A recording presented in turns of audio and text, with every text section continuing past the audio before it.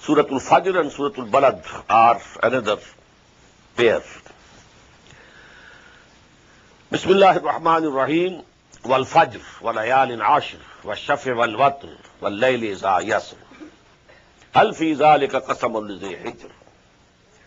Sadaqallahu al-Azim. As I said before also, this subject of the oaths of Quran is a very difficult subject.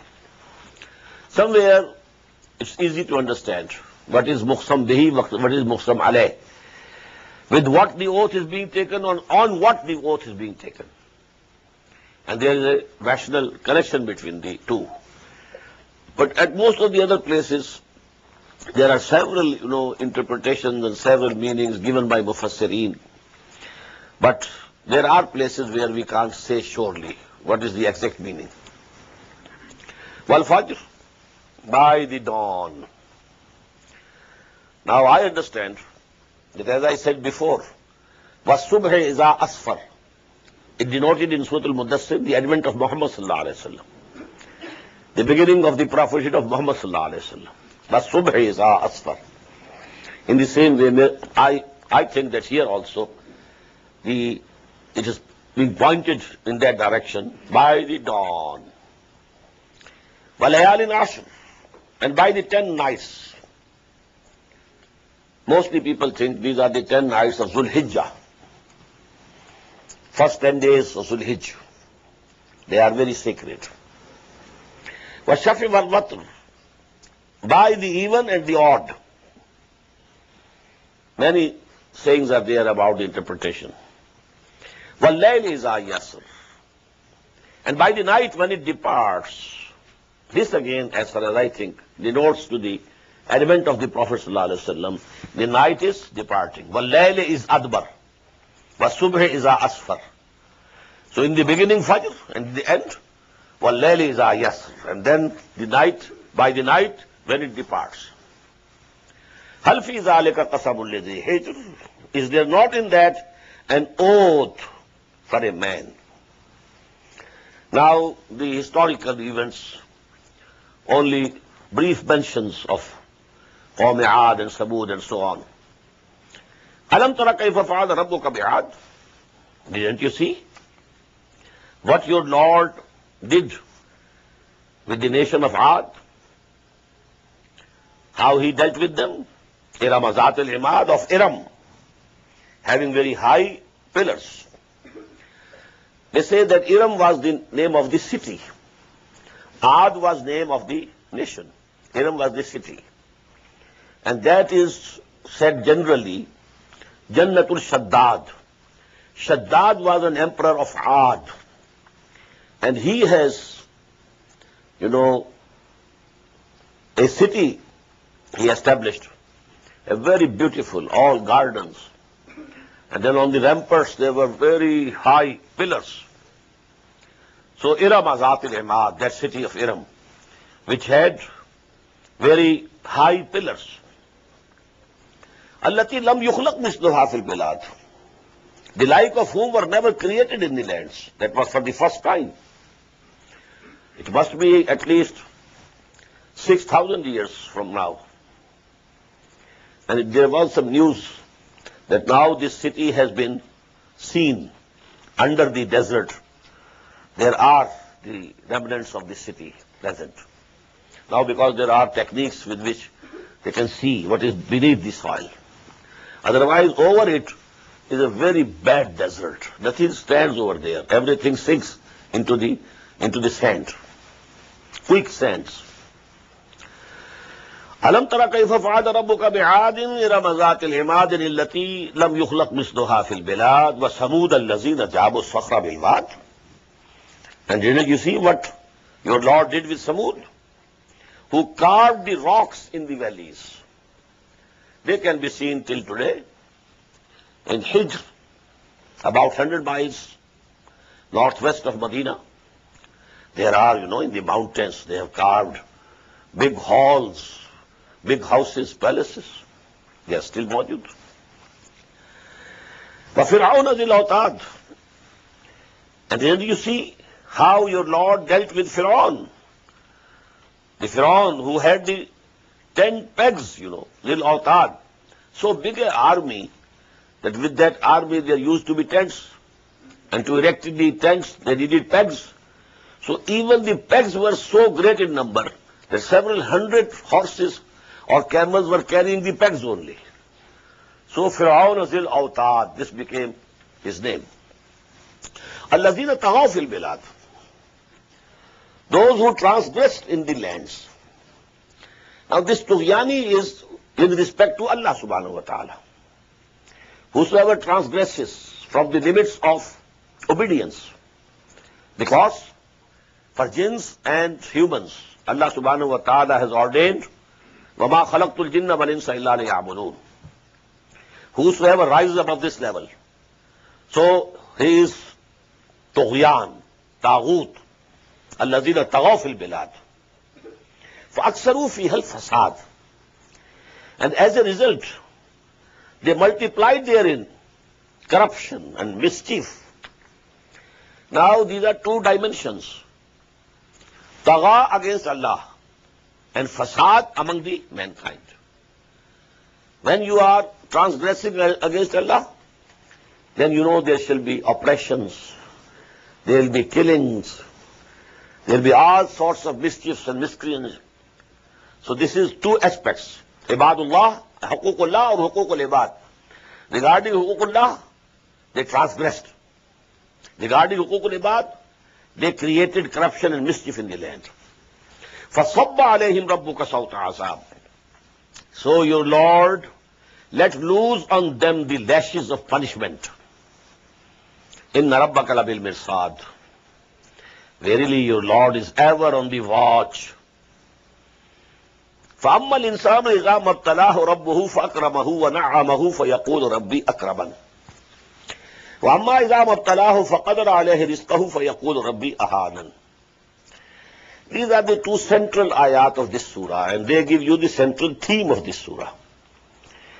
Before this, 14 ayat, all small, small, small.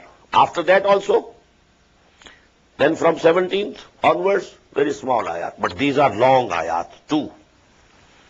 فَأَمَّا الْإِنسَانُ, as for man, إِذَا مَبْتَلَاهُ رَبُّهُ, whenever his Lord tries him, tests him, by honoring him and blessing him, he says, فَيَقُولُ رَبِّي أَكْرَمًا. إِذَا مَبْتَلَاهُ رَبُّهُ فَأَكْرَمَهُ وَنَعَّمَهُ.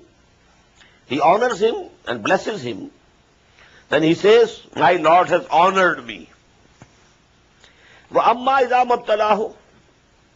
But when his Lord tries him and tests him, فَقَدَرَ عَلَيْهِ رِزْقَهُ, and straightens or restricts for him his sustenance, فَيَقُولُ رَبِّي أَهَانًا. Then he says, my Lord has humiliated me. What is wrong in it? When Allah subhanahu wa ta'ala has given you wealth, all the blessings of this world, if you say Allah has honored me, is it wrong?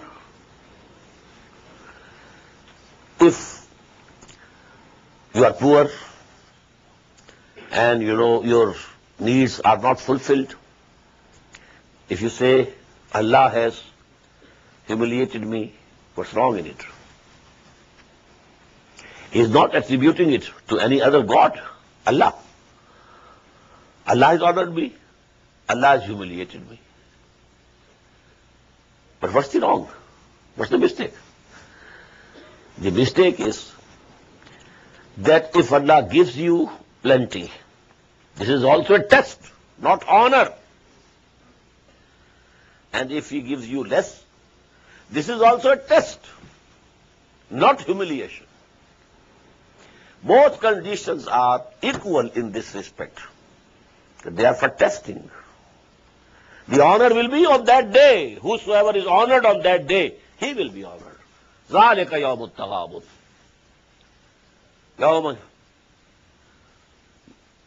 Allah will gather them, and that day will be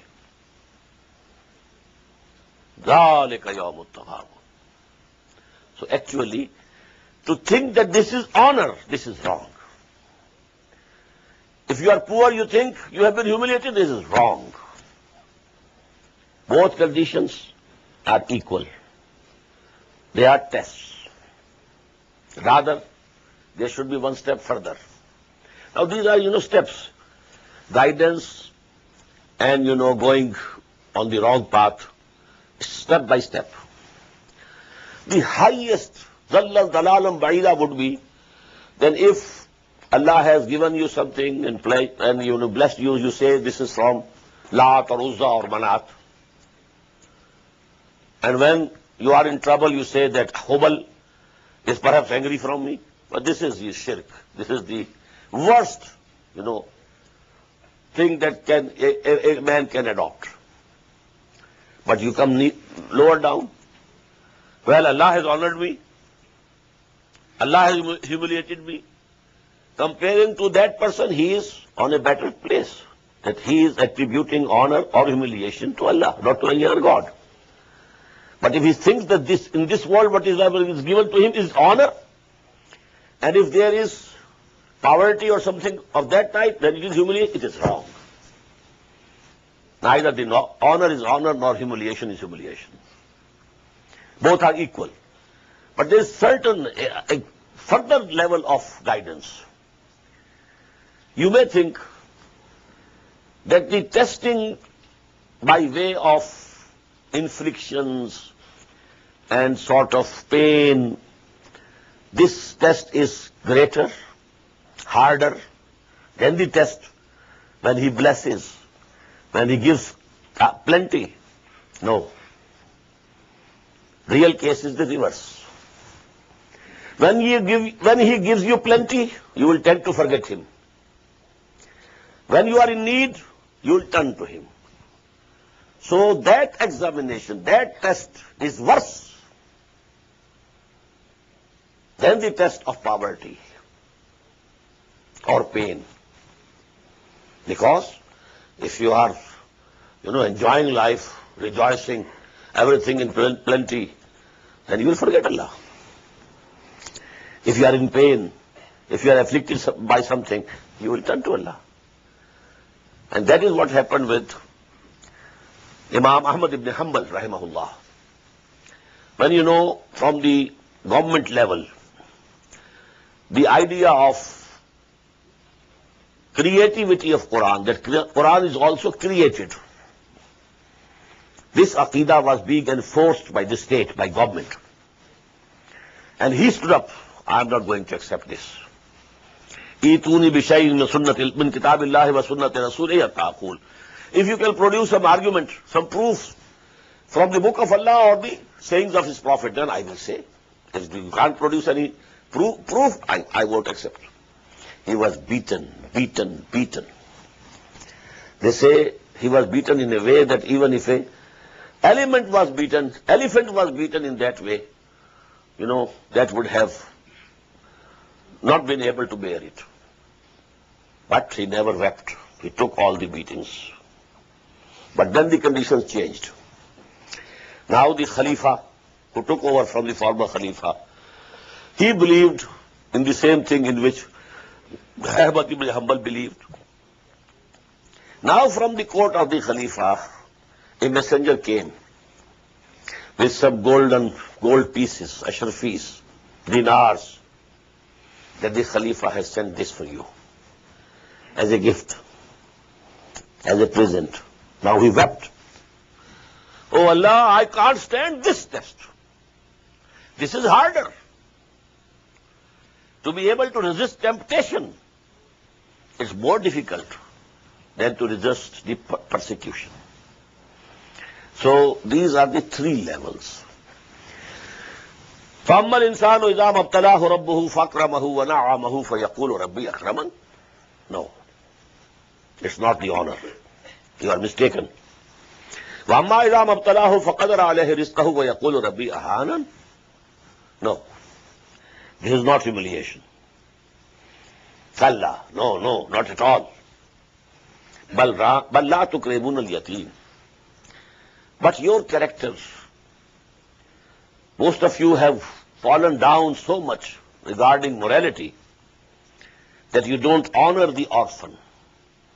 This is the condition of the Arabian society at that time. They had gone so low, generally speaking. There were exceptions, but generally, لا تكرمون اليتيم ولا تحاضون على طعام المسكين. And you do not urge others even to feed the needy and hungry. وَتَأْكُلُونَ التُّرَاثَ أَكْلًا لَمًّا. And you eat up all the inheritance with devouring greed. Don't take anybody else, anything else. Take all the inheritance. This was the practice with them. The older son, he inherited everything. Nothing to even the younger sons. Nothing. What to speak of daughters? So, تَأْكُلُونَ التُّرَاثَ أَكْلًا لَمًّا وَتُحِبُّونَ الْمَالَ حُبًّا جَمًّا. And you love wealth with abounding love. Kalla. Certainly not. إِذَا دُكَّتِ الْأَرْضُ دَكًّا دَكًّا. When the earth will be crushed into powder, or when the earth will be beaten flat by continuous beating.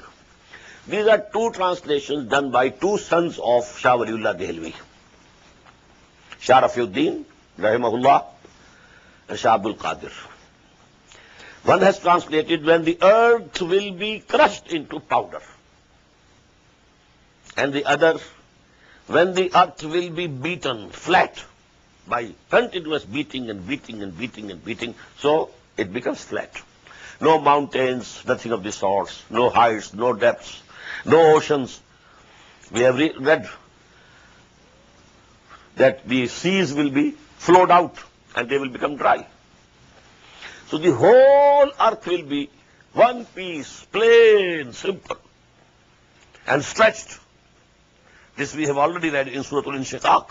وَإِذَا الْأَرْضُ مُدَّتْ, be stretched, so that it holds all the mankind at once, standing before the Lord. Because this is going to become the ground where you know that reckoning and judgment will be passed by Allah subhanahu wa ta'ala. But we say in Persian, Qissa-e Zameen, Barsar-e Zameen. This is the matter of this earth, whatever we have earned, working here, living here. So all the matters will be decided here. So the next ayah is very important. وَجَاءَ رَبُّكَ وَالْمَلَكُ صَفًّا صَفًّا. Allah subhanahu wa ta'ala will himself descend to this earth. We can't say how this descent will be. But this is it.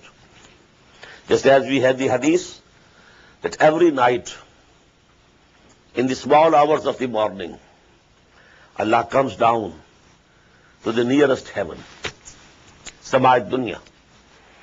And then it is called, Hal min mustaghfirin faghfir lah. Is there anybody asking for forgiveness? So I shall forgive him. Hal min sa'ilin fa'utiyahu. Is there someone requesting me something so that I should grant it to him? Now, one step more. Every night he comes to the first heaven. On that day, he will descend further and he will come on this earth. وَجَاءَ رَبُّكَ, and your Lord, and the angels rank upon rank. وَالْمَلَكُ صَفًّا صَفًّا.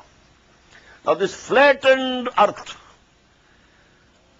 Allah subhanahu wa ta'ala's descent, the angels and all the humans, from Adam till the last man of his progeny, which will come in this earth, in this world, till the end of this world. وَجِيَّ يَوْمَئِذٍ بِجَهَنَّمٍ. And then the hell will be brought face to face with them. يَوْمَئِذٍ يَتَذَكَّرُ الْإِنسَانُ. On that day, man will receive admonition, he will be reminded, he will come to his senses. وَأَنَّى لَهُ الذِّكْرَى. Now to what avail? He's coming to senses. He's getting the admonition. His getting the reminding now is of no avail. فَأَنَّا لَهُ الذِّكْرَى يَقُولُ يَا لَيْتَنِي قَدَّمْتُ لِحَيَاتِي. He will say, would that I had forwarded some good for this life of mine. Now it will dawn upon him, this is the life. I thought that life in that world was the real life. That was only a preface to life. The real book of life has opened today. And alas, I sent nothing for this life.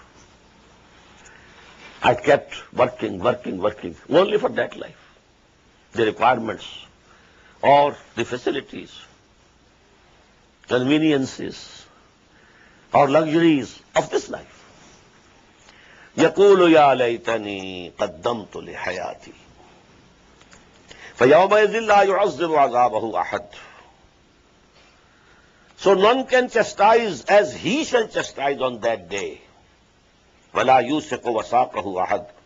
And no one can bind anyone as he shall bind these disbelievers. They will be bound and chastised. In the end, these 4 small ayat are very heartening. And blessed are the souls to whom Allah will say these words. You can only pray that Allah includes us also. Ya ayyatuhan nafsul mutmainnah. Oh, you soul that remained at peace. Nafs mutmainnah. Nafs lawwama in Surah Qiyamah. Nafs ammara in Surah Yusuf. Nafs mutmainnah. This is the highest spiritual station for the soul and spirit of man. And what is this itminan? Whether something good is coming to you or whether something which is unpleasant coming to you, you stand there like a rock, not to be influenced by these changing conditions. Whatever is coming from my Lord.